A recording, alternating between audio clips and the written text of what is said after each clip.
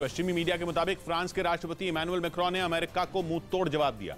Holland के दौरे पर पहुंचे मैक्रों ने एक बार फिर दोहराया कि वो ताइवान के मुद्दे पर दिए गए अपने बयान पर कायम है और अमेरिका का साथ देने का यह मतलब नहीं कि उसकी गुलामी की जाए।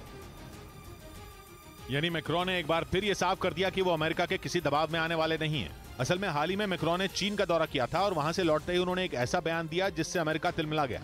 मैक्रों ने दो टूक कहा कि ताइवान के मुद्दे पर यूरोप को चीन और अमेरिका दोनों से दूर रहने की जरूरत है। इतना ही नहीं, उन्होंने यूरोप को अमेरिका से सावधान भी किया था।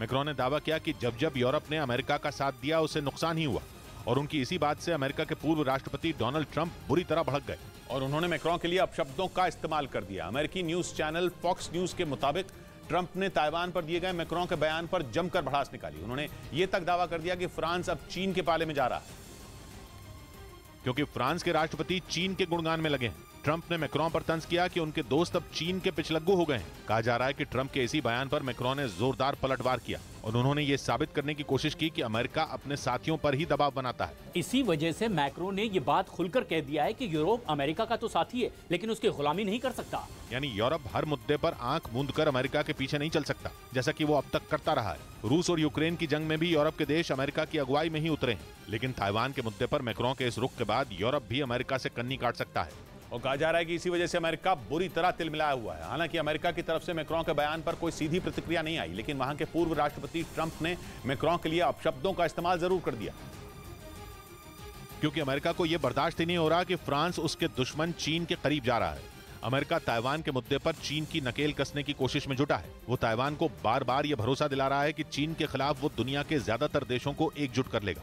यानी अगर जंग हुई तो यूक्रेन की तरह ही दुनिया के कई बड़े देश ताइवान के लिए भी खड़े हो जाएंगे। लेकिन मैक्रों के एक बयान ने उनकी राह मुश्किल कर दी क्योंकि उन्होंने यूरोप को चीन और अमेरिका के टकराव से बचने के साथ यूक्रेन युद्ध से भी पीछे हटने की नसीहत दी। कहा जा रहा है कि इससे अमेरिका की चिंता जरूर बढ़ी होगी क्योंकि अगर यूरोप ने हाथ खींच लिया तो चीन और रूस से निपटना अमेरिका के लिए मुश्किल हो जाएगा।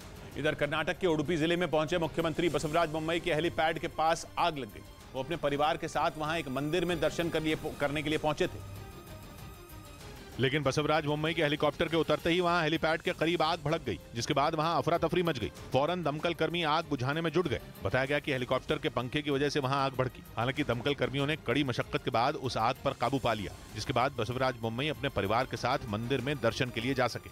वहीं भारत के एक्सपोर्ट में बीते कारोबारी साल में बड़ा उछाल आने की खबर आई। बीते कारोबारी साल में देश का एक्सपोर्ट 13% से भी ज्यादा बढ़ गया और भारत का कुल एक्सपोर्ट 77,018 करोड़ डॉलर पर पहुंच गया। सेवाओं के मामले में भी भारत का एक्सपोर्ट रिकॉर्ड स्तर पर पहुंच गया और कुल 32,272 करोड़ डॉलर दर्ज किया गया। इसमें एक साल पहले के मुकाबले 27% का उछाल दर्ज किया गया।